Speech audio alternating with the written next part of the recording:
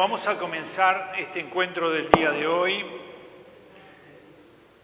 Ya pedimos el don del Espíritu Santo, vamos a encomendarnos a San José y a María para que ellos nos enseñen cómo cuidar a los nuestros, cómo estar cerca de ellos, cómo tener una mirada también sobre esa misión que Dios concede a cada hombre para poder discernir. Por eso nos encomendamos a ellos y les pedimos que nos auxilien, que podamos abrir nuestro corazón a esa luz que Dios hace entrar para reconocer el designio que Él tiene sobre los miembros de nuestra familia. Por eso nos encomendamos a María. Dios te salve María, llena eres de gracia, el Señor es contigo, bendita tú eres entre todas las mujeres, y bendito es el fruto de tu vientre, Jesús. Santa María, Madre de Dios, ruega por nosotros pecadores, ahora y en la hora de nuestra muerte. Amén. Bueno, el tema que vamos a tratar hoy es evidentemente un tema que tiene, diríamos, una realidad común a todos, pero también mucha realidad singular. Vamos a hablar del amor a los hijos. De manera que yo cada vez que hablamos de lo que tiene que ver con una misión dentro de la familia, o un padre, una madre, un hijo, a mí se me viene la imagen de esa red que saca San Pedro de peces, en donde dice que habían, yo no me acuerdo si 153 o cosa parecida, pero de hecho, es decir, la realidad es compleja, todos son peces, son pescados ya a esa altura, pero tiene cada uno también su singularidad, su particularidad. De manera que al hablar de estas realidades, por un lado tenemos que entender que está, diríamos, eso que es cada uno, y por otro lado también que el ejercicio de la paternidad y lo que tiene que ver con la maternidad y la filiación, digamos como que se van realizando a medida que se van viviendo. ¿Qué quiere decir esto? Y bueno, que a veces hay marchas y contramarchas, pero es cierto que hay cosas comunes. Sobre esas cosas comunes son sobre las que tratamos de dar una mirada, sabiendo que no es sencillo y de hecho no se trata de dar recetas por esa realidad tan singular que cada uno de nosotros vive, pero sí hay cosas comunes. Lo primero que hay que reconocer para nosotros es que la vida es un milagro y no hay que perder de vista esta dimensión, porque el autor de este milagro es Dios. La vida es un gran milagro y el autor de este milagro es Dios. Y nos ha querido hacernos partícipes a nosotros de esta realidad. Es decir, nos ha asociado a esa comunicación de la vida. De manera que, ¿verdad?, estamos vinculados a Dios en este misterio y eso hace que no reduzcamos estos hechos a cuestiones solamente biológicas, sino que por el contrario tenemos una mirada que va más allá, una mirada de fe. El Catecismo de la Iglesia Católica, vamos a rezar, que esto ande, en el número 2197, hablando de cómo los papás cómo los hijos deberían cuidar a sus papás, habla, cuando está meditando sobre el mandamiento del amor a los padres, dice, Dios quiso que después de Él honrásemos a nuestros padres, a los que debemos la vida. ¿Ven? O sea que allí se ve ya inicialmente esto, ¿no? La vida es un gran milagro, Dios nos ha hecho partícipes de este milagro de la vida y estamos, diríamos, unidos a Él desde nuestra mirada de fe para poder participar en esta realidad. ¿Por qué hacemos todo esto? Para que también la mirada que tengamos sobre nuestros hijos tenga esta dimensión sobrenatural. Porque si no, podemos quedar en una mirada muy naturalista con estas realidades. Y es importante que así sea.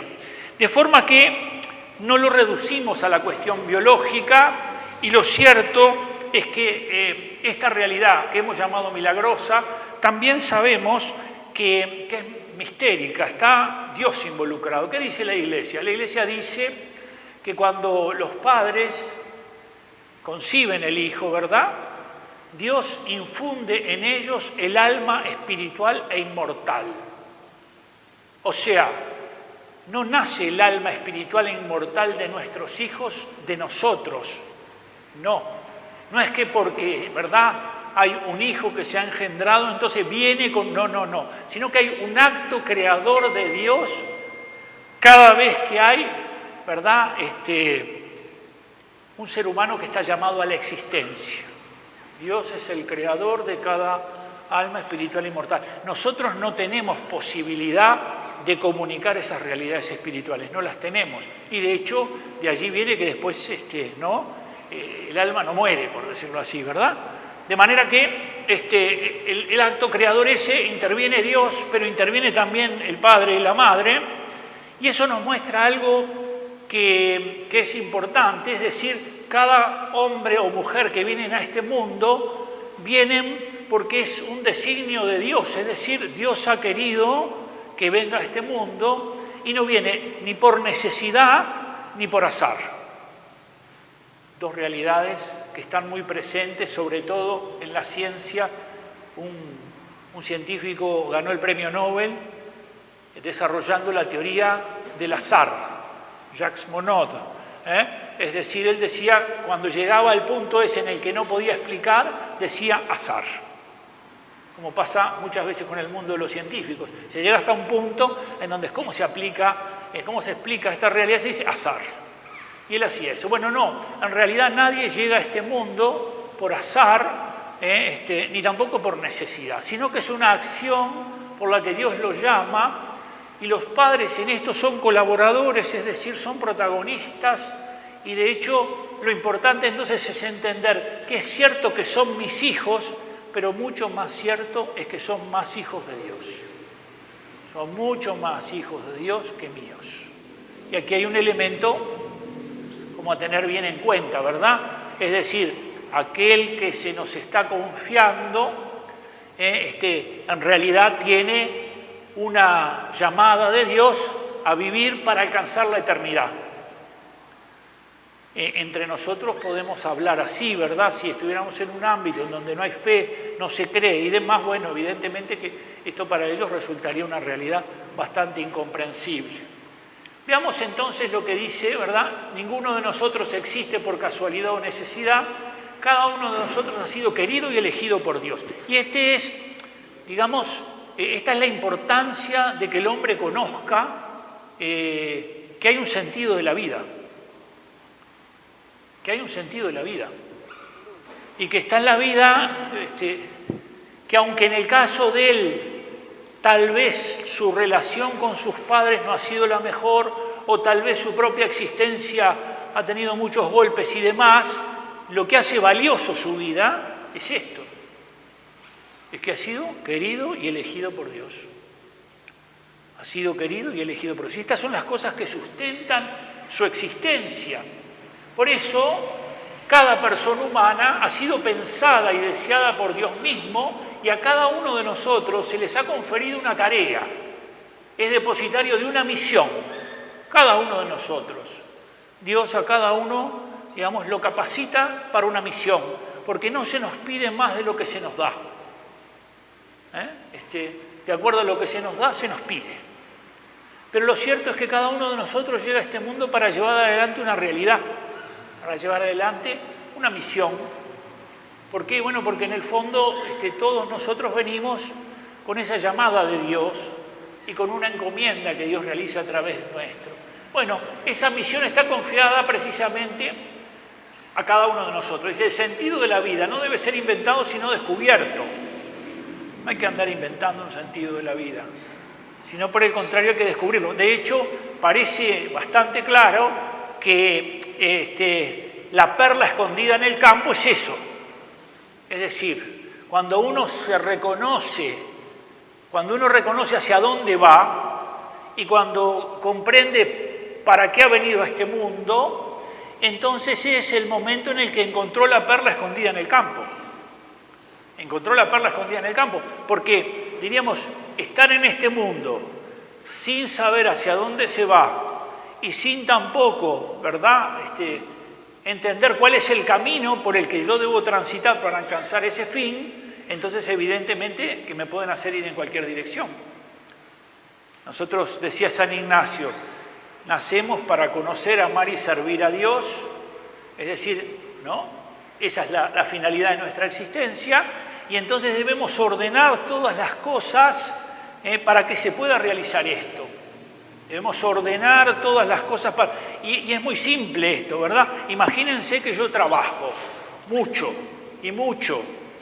porque de pronto he puesto sobre la balanza la importancia que tiene dar una cierta solidez económica a la familia. Pero eso a mí me debilita en este horizonte. Debilita el conocer, amar y servir a Dios. Porque yo empiezo de alguna manera a no tener tan presente a Dios en mi vida. Las decisiones de la vida que voy a tomar no lo plantean, no lo contemplan. Entonces, esto diríamos está bien, pero ha descentrado mi meta. Yo tengo que ordenarla de vuelta, yo tengo que poner las cosas en su lugar. He venido para eso. Y el sentido de la vida es ese. Por eso dice justamente, no es necesario inventarlo, sino que lo importante es descubrirlo. De forma que el Hijo, que es un milagro, es también un misterio, porque el otro siempre es un misterio. ¿Qué quiero decir? ¿Se acuerdan cuando hablábamos de la palabra misterio? No lo desconocido o lo oscuro, sino lo que tiene una profundidad que se vuelve inabarcable para nosotros. En virtud de que hay un plan de Dios para Él, en virtud de que en Él vive esa realidad, que es el alma inmortal, en virtud de que está llamado a la eternidad, es decir, es un misterio. Yo podría perfectamente decir que el otro, para nosotros, debería ser como Moisés, cuando se le dice, quítate las sandalias, que la tierra que pisas es santa. El otro es una tierra santa. ¿Y por qué es una tierra santa?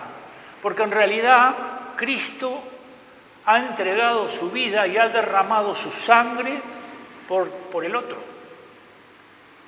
De manera que hay un valor infinito en esa vida, que tiene que ver con lo que el Señor ha entregado. Por eso uno dice, ¿cómo debo de alguna manera ver al otro? Debo verlo en esta dimensión.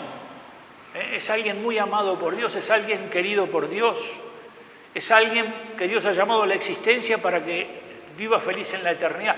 ¿Cómo entonces yo entro en relación con Él? No perdiendo de vista que en Él hay un misterio, que yo puedo ir como descubriendo cosas, pero que siempre hay una realidad que está allí en lo profundo de Él, que solo puede ser conocida por Dios y que solo puede ser revelada por Dios.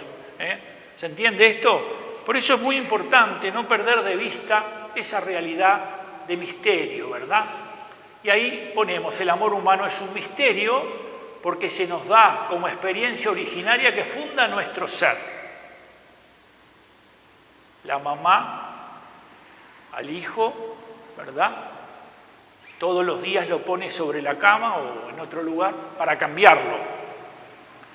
Y todos los días se inclina sobre el hijo.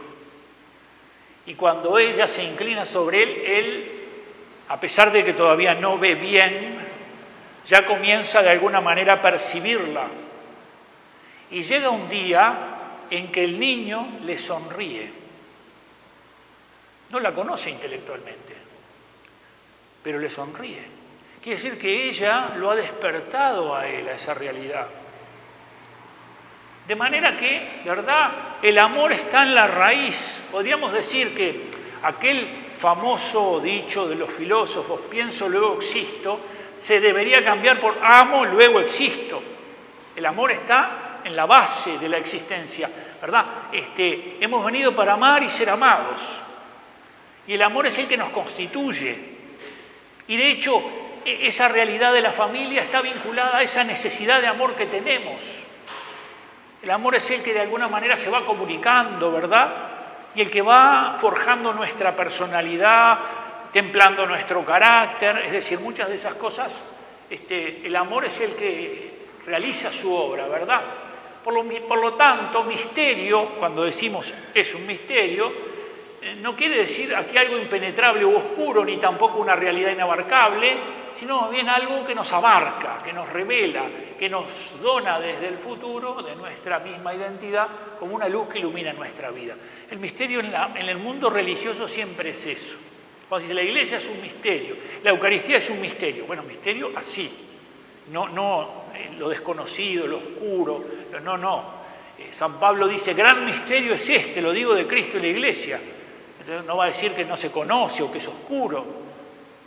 De forma que la palabra misterio nos pone en este camino. Por eso, y aquí creo yo que todos lo podemos confirmar, ser padre es el oficio más difícil de todos, porque es el más fácil de todos.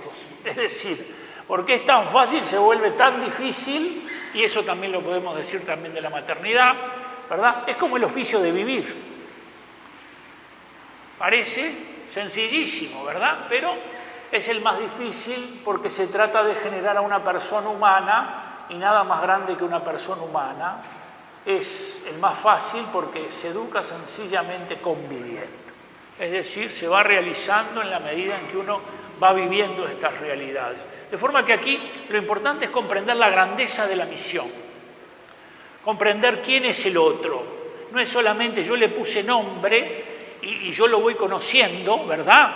Y de hecho, cada tanto tiempo la mamá lo lleva al pediatra o el papá, y entonces el pediatra le dice, voy a decir cualquier cosa porque capaz que digo, ¿no?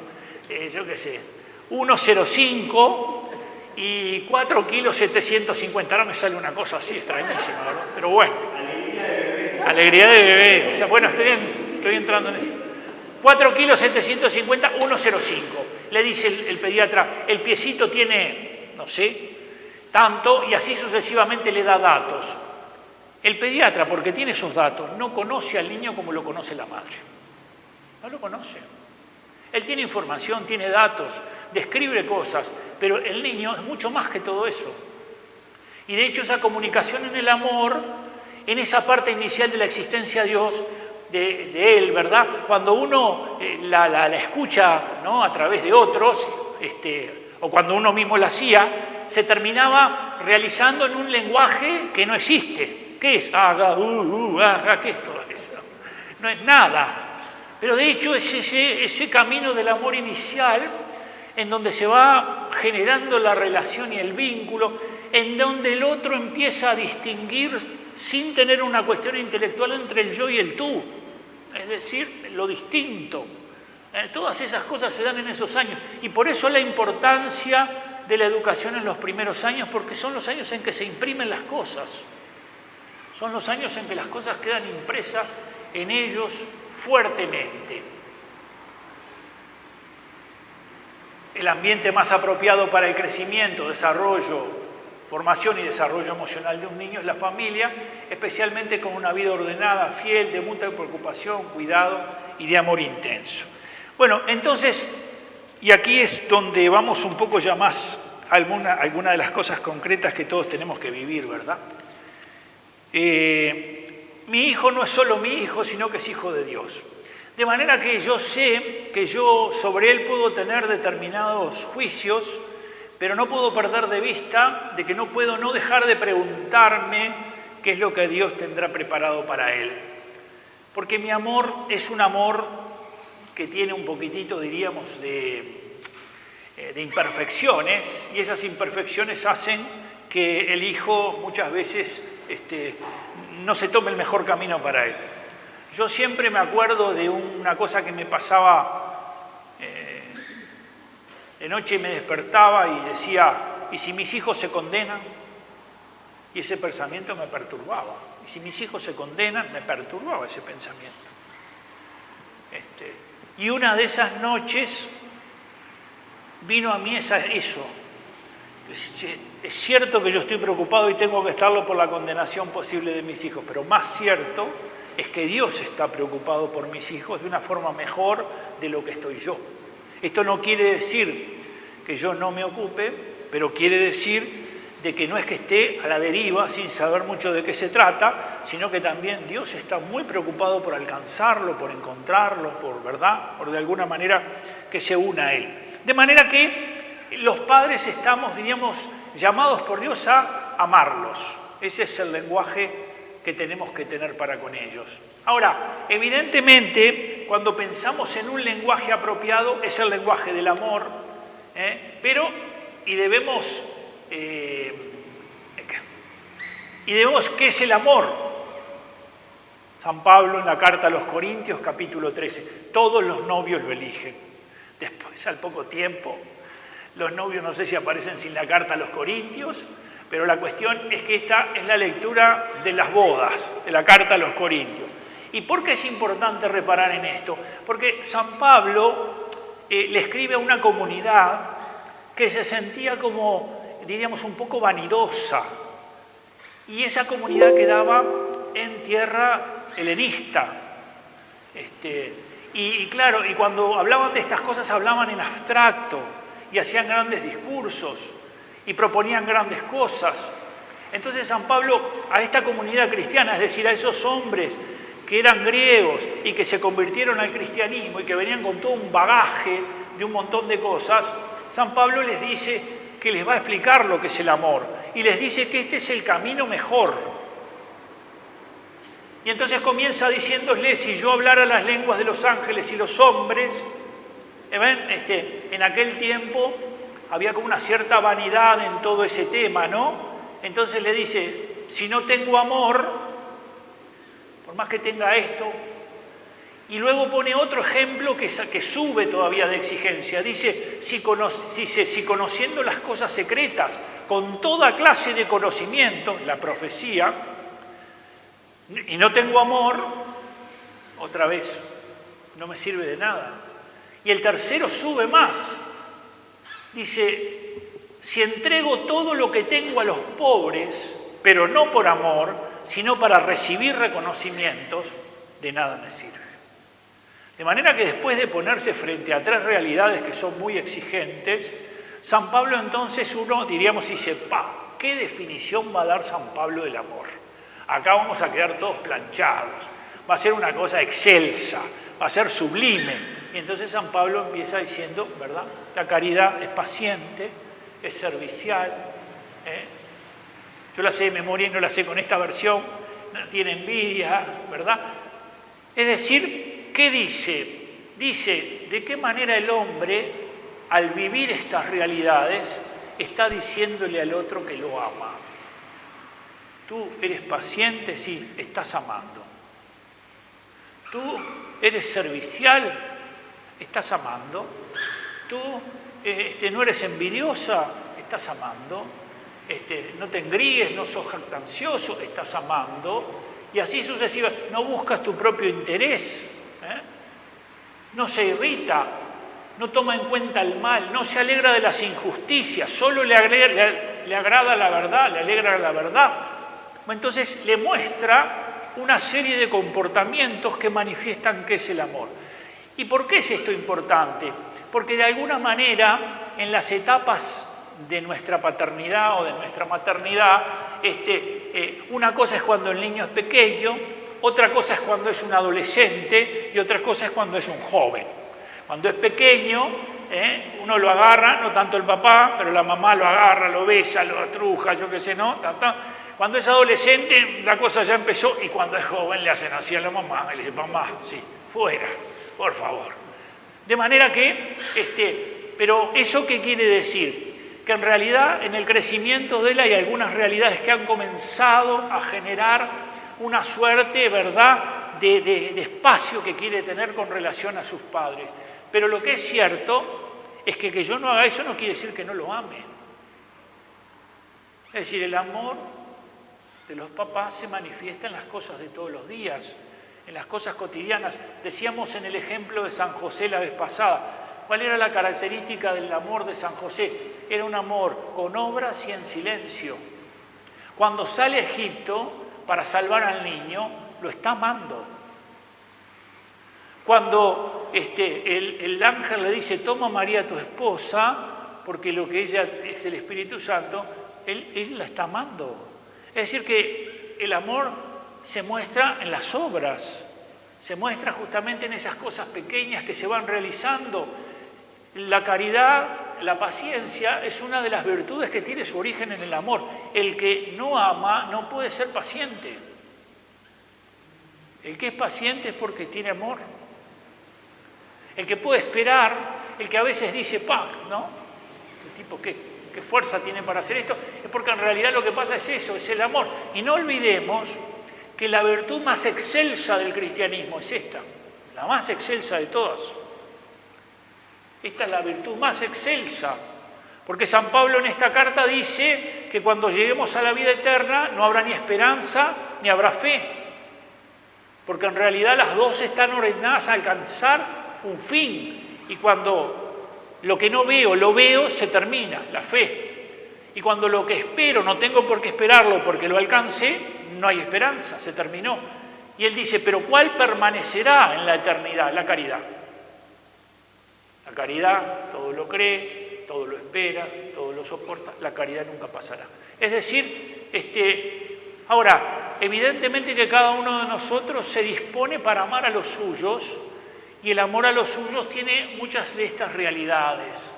El servicio silencioso, permanente, constante, que además, entre otras cosas, tiene un gran componente de renuncia. Un gran componente de renuncia. Por eso, en esta hora en que vivimos, no se puede hacer muchas improvisaciones, es decir, las improvisaciones van por mal camino. No podemos hacerlas. Seguimos con esto porque ya la familia se ve enfrentada a algunas realidades. A ver si esto. ¿Dónde quiero ver? Ahí voy. A ver.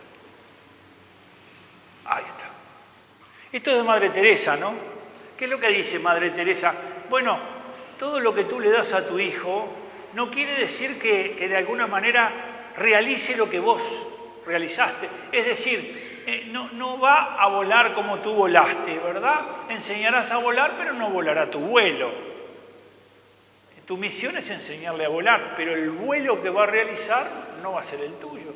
Le vas a enseñar a soñar, pero no va a soñar tus sueños. Le vas a enseñar a vivir, pero no vivirá tu vida. Sin embargo, y es muy importante, en cada vuelo, en cada vida, en cada sueño, perdurará siempre la huella del camino enseñado. Eso sí. Es decir, la huella de ese camino que se enseña se imprime. Y los hijos de alguna manera quedan con esa huella que imprime. No para soñar lo que soñaba el otro, pero sí para soñar. No para volar lo que volaban mis papás, pero sí para volar. Es decir, hay una realidad que queda allí marcando a los hijos, que tiene que ver con esa realidad que los padres le imprimen. Bueno, veamos un poquitito algunas realidades en donde se explicita este amor. Veamos algunas de esas realidades donde se explicita este amor. Nosotros vivimos en un tiempo complejo. La gente tiene poco tiempo. La gente está en medio de una vorágine bastante compleja. A veces trabajan los dos, a veces tienen que trabajar en más de un trabajo, a veces, ¿verdad? Cosas que todos conocemos. La vida empieza a tener vértigo, tiene un vértigo, ¿no? Yo alguna vez he dicho, yo no sé si me voy a poder bañar, porque no tengo tiempo. Es difícil eso, ¿verdad? Pero es cierto, hay veces que uno dice, tengo que hacer esto, después tengo que hacer esto, después tengo que hacer esto, y cuando llega una hora tan tarde dice, pero yo no me bañé todavía.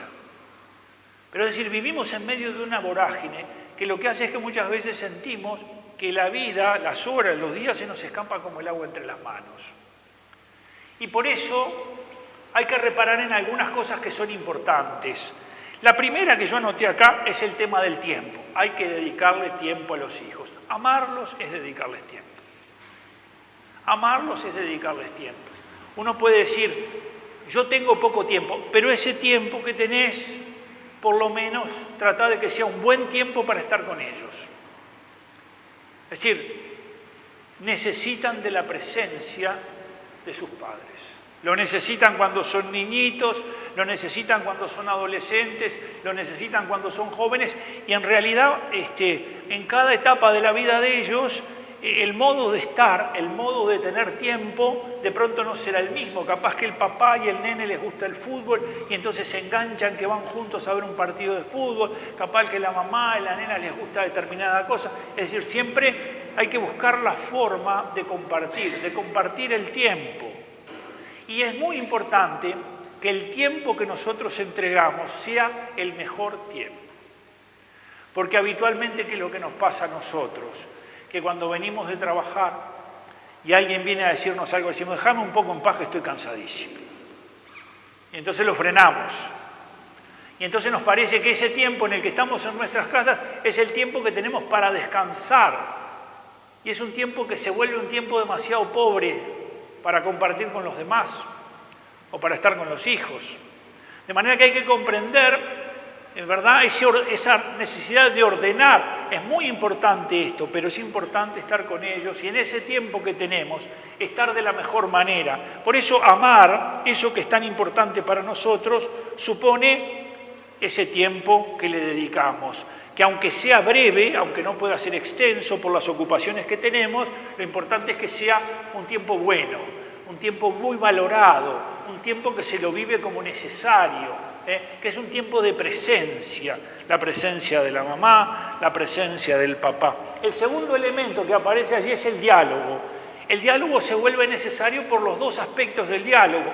La escucha, ¿verdad? Por un lado, la escucha, escuchar lo que el otro tiene para decir y hablar. Pero es muy importante la escucha, ¿por qué? Porque el que aprende a escuchar, también aprenderá a escuchar a Dios. Y no olviden que la fe viene por el oído, dice. Dice que la fe viene por la escucha, dice San Pablo. De manera que el hecho de que uno le enseñe que escucha, supone que le valora esa realidad para que él también la viva. Porque las realidades estas son valiosas porque las personas que las viven son las que lo aman. No es valioso para él que la abuela rece por la oración misma. Es valioso porque la abuela lo ama. Y él sabe que misteriosamente a las 3 de la tarde, a las 4 de la tarde, agarra el rosario y mueve los labios, no se sabe ni con quién habla, pero él va entrando en una atmósfera, pero esas cosas que vive adquieren valor porque son las personas que lo aman. De la manera que cuando él ve que escuchan, él ve que uno escucha a otro, él ve que se habla, es decir, que se conversa, esto permite ¿qué cosa? Que se desarrolle en ellos muchas cosas que de pronto a veces no pudiendo decirlas allí, pueden decirlas en lugares que no son los más adecuados, sobre todo por los consejos que puedan recibir. El diálogo, escuchar y hablar, crear un ámbito de confianza, que el otro pueda hablar. Si cuando dice una barbaridad uno le dice, ¿cómo? ¿Qué dijiste? Y se terminó. No va a poder decir más nada. Crear un ámbito de confianza, es decir, permitir que se puedan cometer errores a veces cuando se habla por distintas realidades. Y después fomentar la sinceridad, que pueda ser sincero. Después se le podrá decir alguna cosa con relación a la sinceridad para mostrarle algún límite que pueda tener. Pero lo cierto es que en esos diálogos lo que no puede ser moneda corriente es la superficialidad. Hablamos de todo menos de las cosas importantes. Hablamos de todo, el Real Madrid, el Peñarol, también vaya a estar el padre Marcelo. Hablamos de todo, pero no hablamos de las cosas importantes. Las cosas importantes están fuera de esos momentos en los cuales se dialoga. Vuelvo a insistir con esa diversidad de momentos de la existencia de nuestros hijos, cuando son pequeños, cuando ya son adolescentes, cuando ya son jóvenes. De manera que son elementos a tener muy en cuenta porque son muy necesarios. El diálogo, los límites. Y sí, se necesitan límites. Hoy vivimos en una cultura que de alguna manera ve el límite como una realidad negativa. De todas maneras, se necesitan los límites. Es decir, el límite va disponiéndolo al hijo para el ejercicio de la obediencia. El ejercicio de la obediencia, es decir, de poder escuchar, en el caso de nosotros, nuestros hijos, a Dios para obedecer. Si miramos una de las virtudes centrales de José, la obediencia, era un hombre obediente. Dios le dirigía una palabra y él respondía favorablemente a esa palabra. El límite supone ¿qué cosas? Las renuncias. Se me está pidiendo que algo que yo quería hacer o que algo hasta donde yo quería llegar no lo haga. Y por lo tanto me ordena a que me domine. Se va enojado, va mordiendo los dientes, va pateando por el camino todo lo que encuentra, pero se está dominando. De manera que no solo, ¿verdad?, la renuncia tiene una realidad únicamente en esa dirección, sino que lo prepara para otra realidad importante, que es el dominio que tiene que tener. Con estas realidades, él lucha contra sus berrinches, contra sus caprichos, porque si se le fomenta el berrinche y el capricho, y de hecho los límites también le muestran el bien y el mal. Y en esto hay que ser claro. Es decir, hay que mostrar con claridad, con caridad, pero con claridad, sobre todo aquello que uno reconoce que puede ser malo, aunque él pueda, por distintas circunstancias, encontrarse ya en otros círculos. Inicialmente, la familia es la fuente, de alguna manera, por la cual él va recibiendo determinadas enseñanzas, la familia es la que lo va educando. Después que va creciendo, el colegio interviene también en la educación. Después que va creciendo, los amigos intervienen, los amigos, el colegio, la familia, ¿verdad? Después, y en medio de todo eso aparecen los medios de comunicación. Quiere decir que son una serie de realidades que si uno no ayuda a que entre en estos círculos, entonces entra, pero entra muy desprovisto. Entra muy desprotegido para enfrentar estas realidades. Si uno le dice, mirá, no todas las cosas que dice la televisión son verdades, él por lo menos va a tener algo que le han dicho y entonces puede cotejar con otro si de pronto escuchó alguna cosa.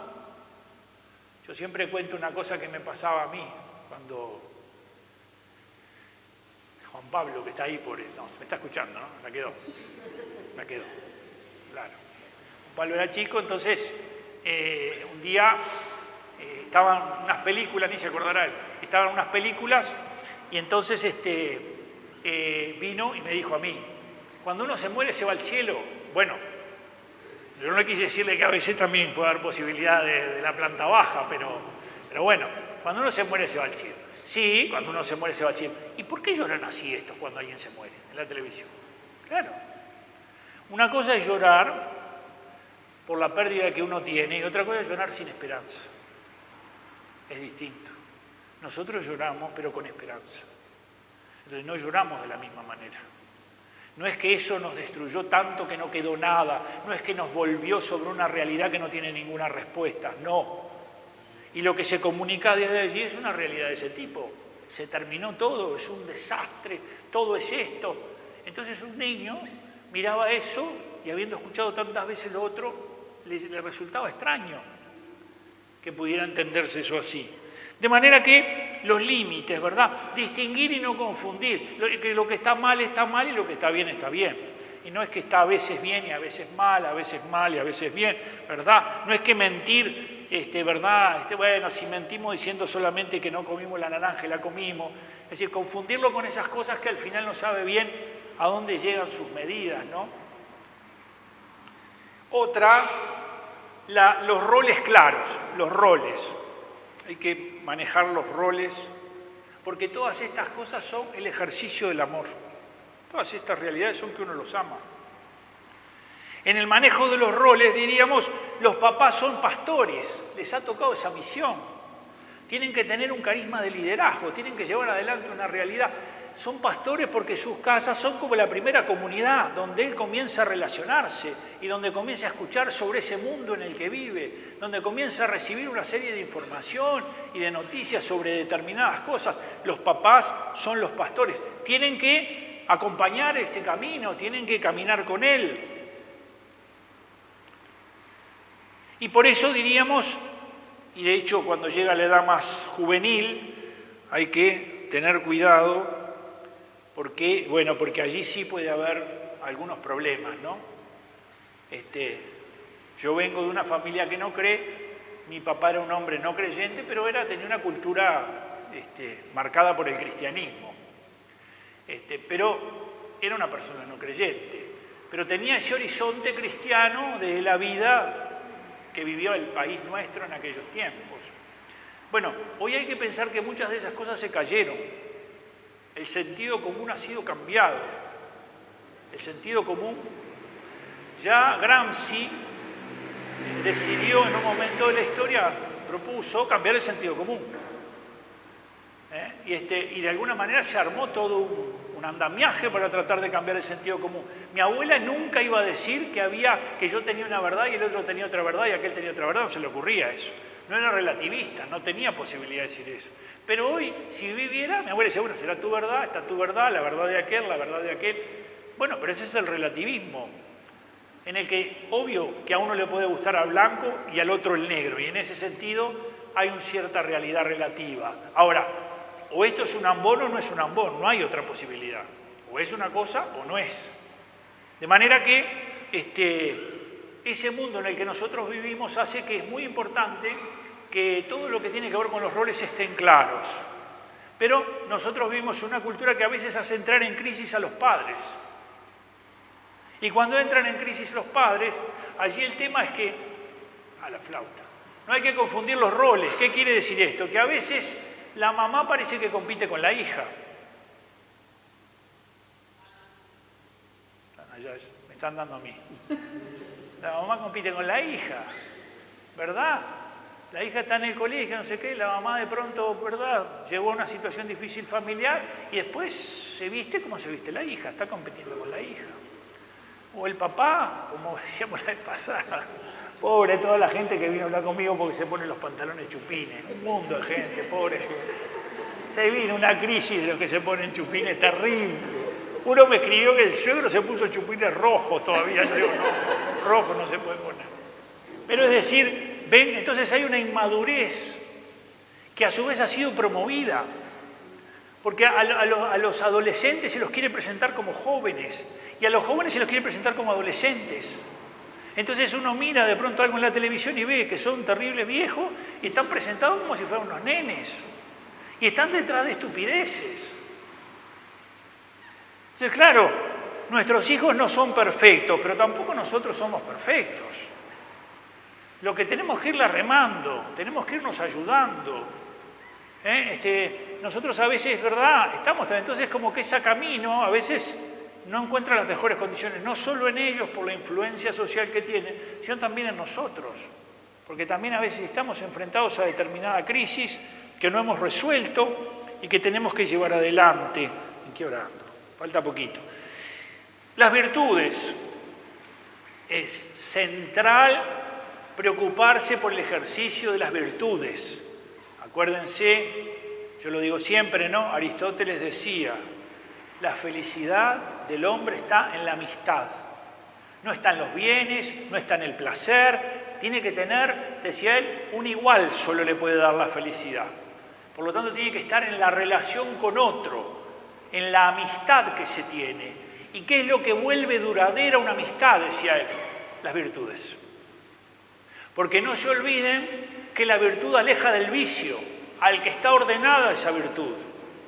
Si la persona ejercita determinada virtud, la paciencia, evidentemente que ese ejercicio de la paciencia lo va alejando de la impaciencia.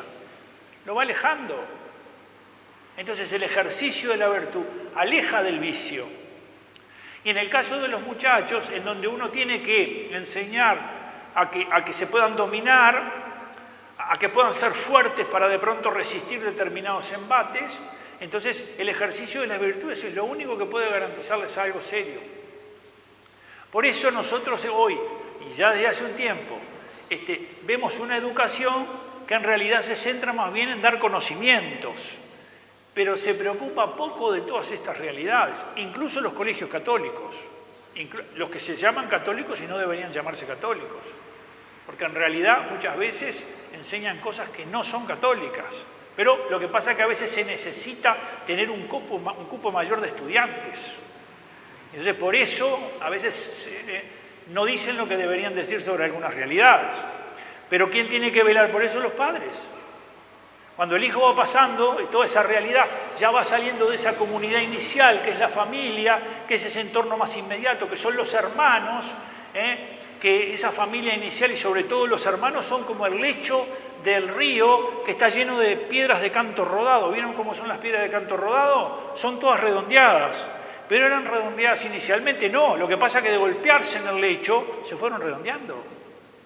Y ese lugar, en donde un hermano y otro empiezan como a hacerse lugar, uno empuja para allá con el hermano y ve esto y hace aquello, va como modelando determinadas realidades. Bueno, la familia es la que tiene que allí de alguna manera ayudar a que de ese paso inicial, de esa comunidad, entra en otra que es la escuela, ¿verdad? Los amigos, esa otra realidad, y estar más atenta a las cosas que pasan. Porque las amistades llega un momento, esas que van teniendo, que tienen demasiada fuerza en ellos, ¿no? El ejercicio de las virtudes.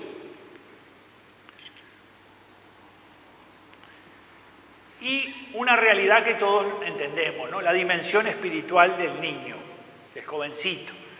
El mundo en el que vivimos hoy,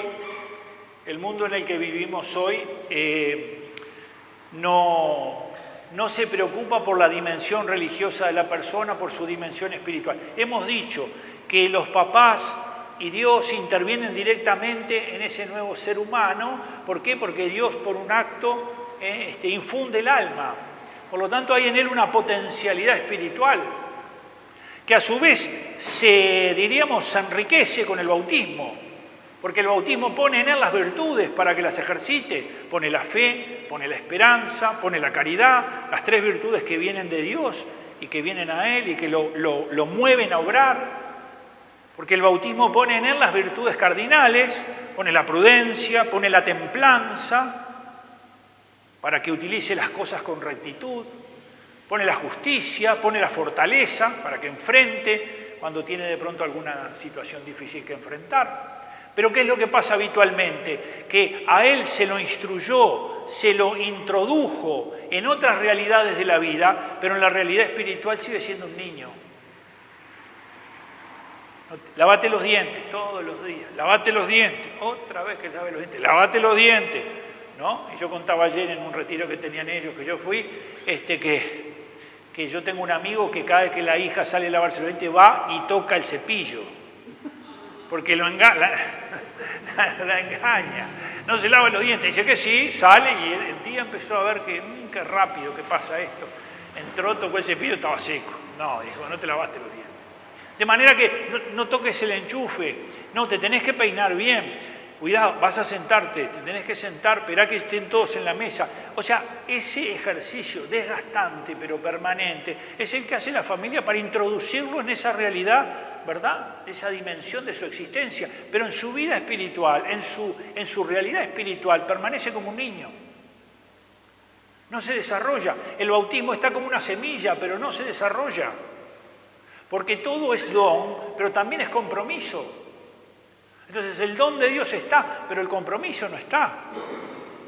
Entonces no hay oración, porque claro, en la casa no rezan. Bueno, pero una oracioncita, aunque sea de tanto en tanto, que se respire una realidad que excede lo que se ve, que hay una dimensión espiritual de la existencia, que al mismo tiempo uno, ¿verdad?, levanta su corazón a Dios, que hay alguna imagen o algún cuadrito, no sé, todo lo que los padres cuando hablan de Dios hablan con respeto.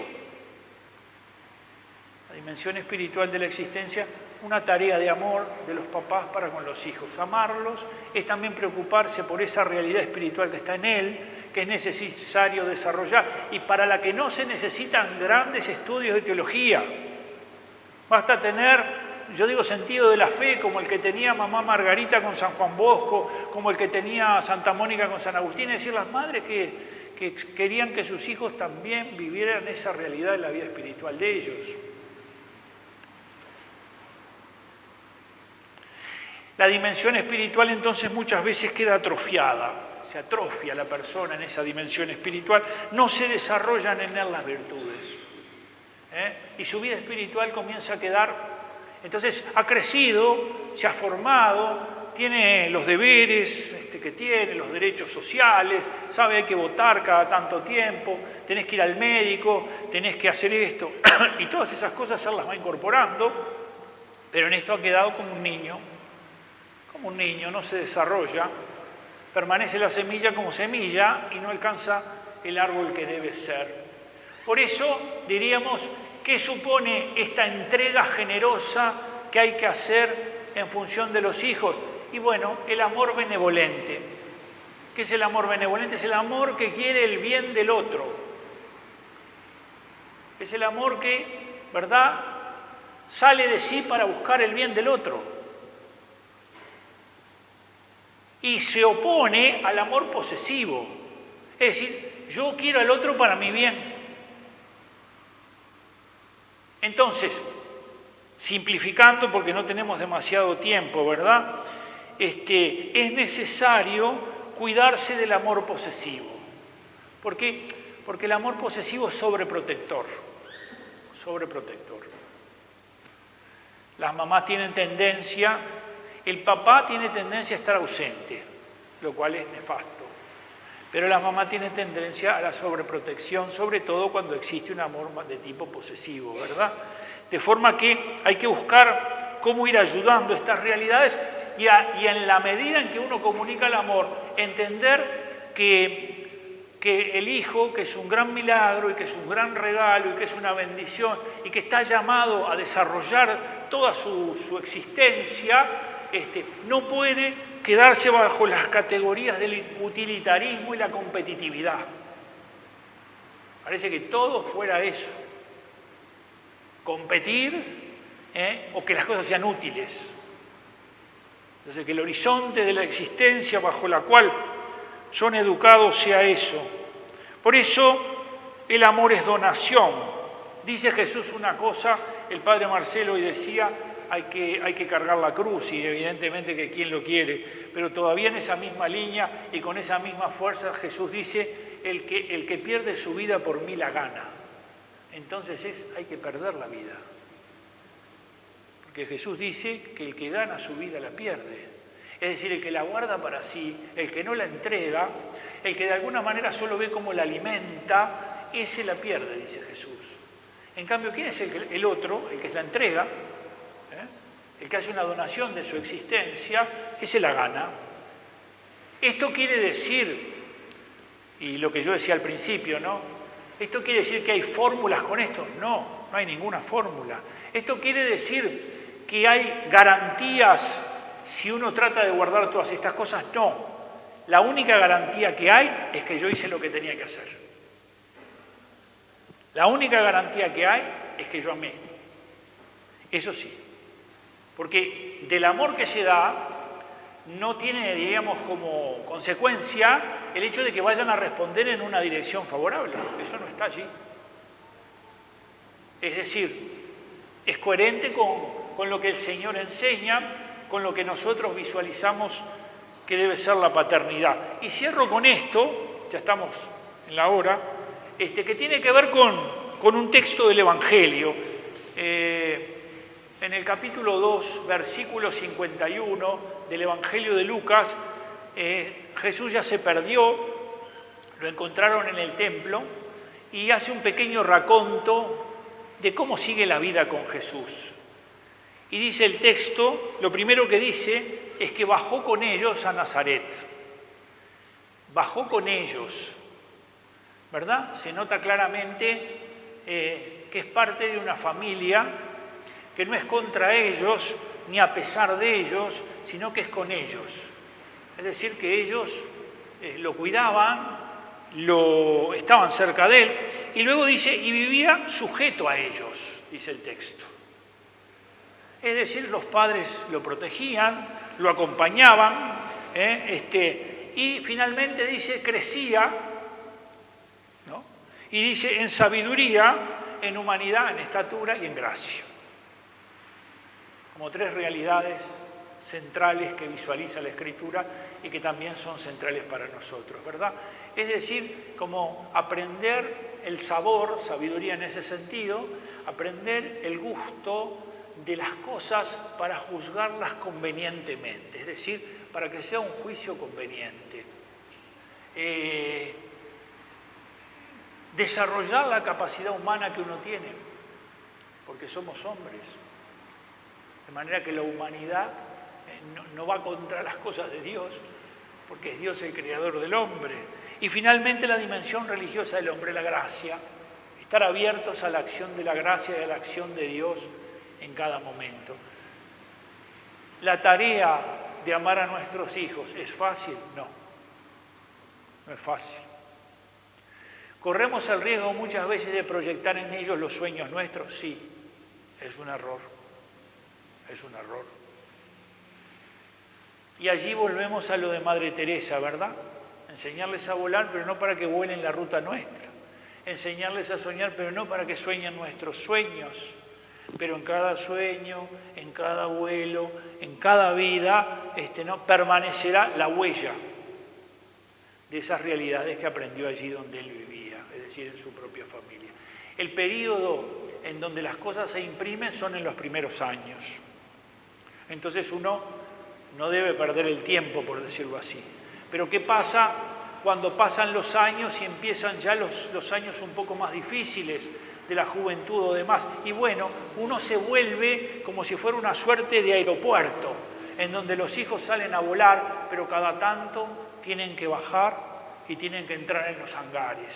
Es decir, cuando tienen que bajar, miran en qué dirección pueden bajar y que ojalá puedan siempre ver en nosotros, en nuestras casas, lugares a donde puedan bajar y en donde puedan todavía tener confianza para hablar, para poder escuchar, para que de alguna manera el amor sea el elemento central de todas estas cosas.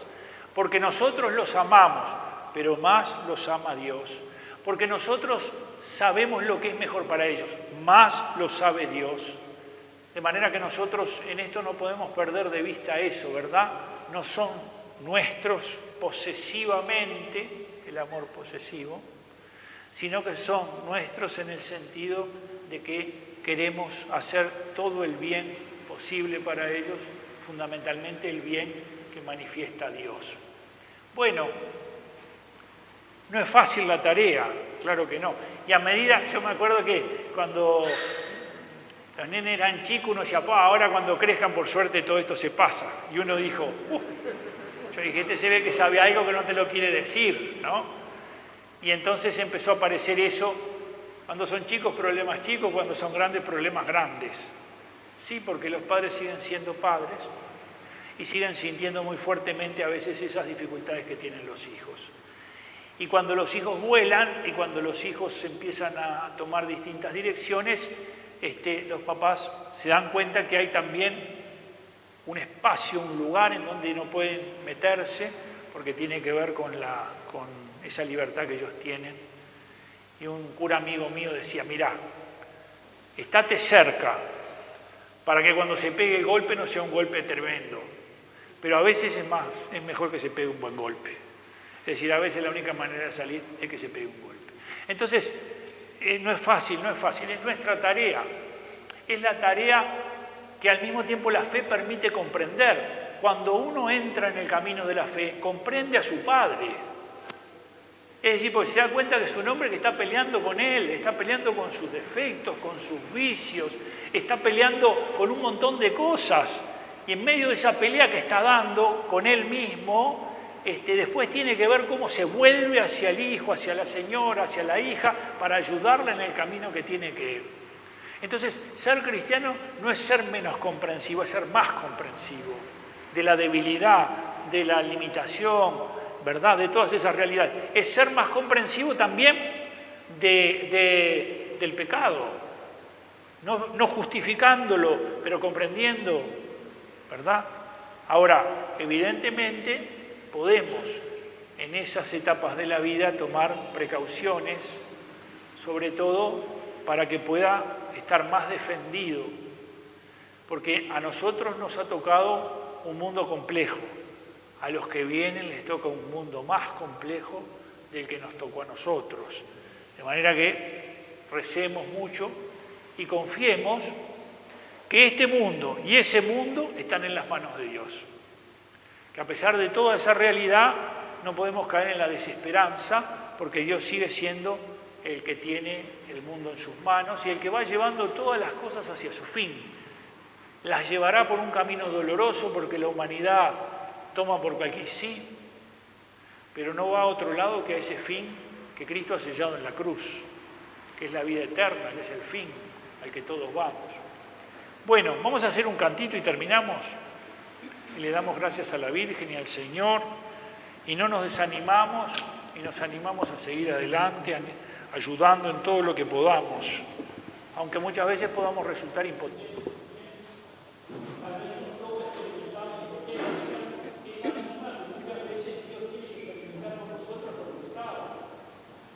Ustedes observen que Dios, que Jesús nos cuenta en la parábola del hijo pródigo,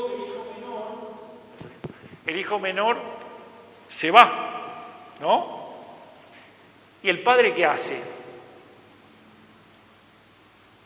Lo deja.